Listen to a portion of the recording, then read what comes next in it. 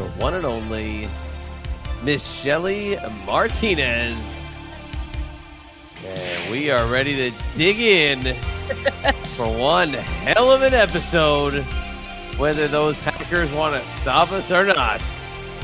We're here and we are ready to roll.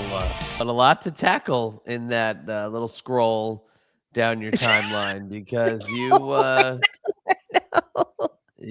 and I have not really spoken since last week. It's been a little vague. I think you've been hiding from me a little bit. We have to chat.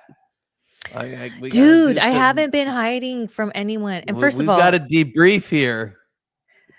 First of all, one more thing before we go on to that, because that's going to take up the rest of our time.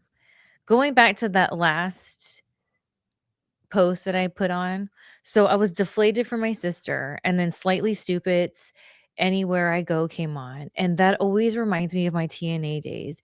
And I always spell it DAZE, like a daze, because it really was. Like, I was in such a weird place, as I've talked about many times on here, like not realizing I was like so brokenhearted from, WWE and how everything went down. So I was making poor decisions. And that's why that photo, I used it. Yes. First of all, it gets your attention. So there you go. Marketing, right? Mr. Spectacular would approve. He would approve very quickly. But you know why? Because I don't post stuff like that on my timeline often. But you know why I did? Because the energy behind me sharing that song was, even though this thing with my sister, whatever, it always takes me back to being in Orlando, feeling that humidity because it's summertime, and that song, and it was my sidekick, the team, we've talked about it before, T-Mobile sidekick phone. That was my ringtone if you called, someone called me or whatever. So I loved that song. And what's really cool is I used to totally be on Chris Sabin's jock. And so one of the things but it wasn't meant to be. So like, that's fine. But one of the things that I thought was so cool was that he was a fan of Slightly Stupid, because I thought that was more just like a SoCal thing. And so I remember on MySpace, he had like different music listed. And then that's when I first discovered Matisyahu because of Chris Sabin.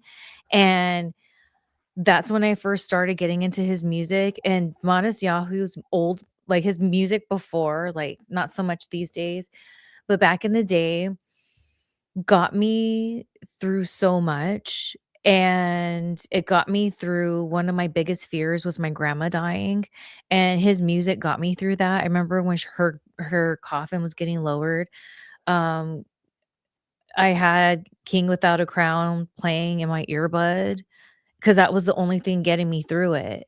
So his music was really, really important to me. And I would have never, well, maybe I probably would have stumbled upon it, but it was because of Chris Sabin and his MySpace page putting Matisyahu over. And that's why it's like, it's deep. And so that's why I had to put a clickbait photo from that era, though, because when I took that photo, Lee South, I love shooting with him. He's so awesome.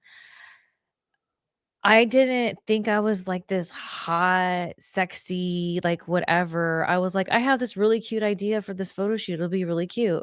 That's what I thought. And behind those eyes, behind that sexiness, is a sad girl who's trying to figure it out because she doesn't know what the F just happened or what's happening.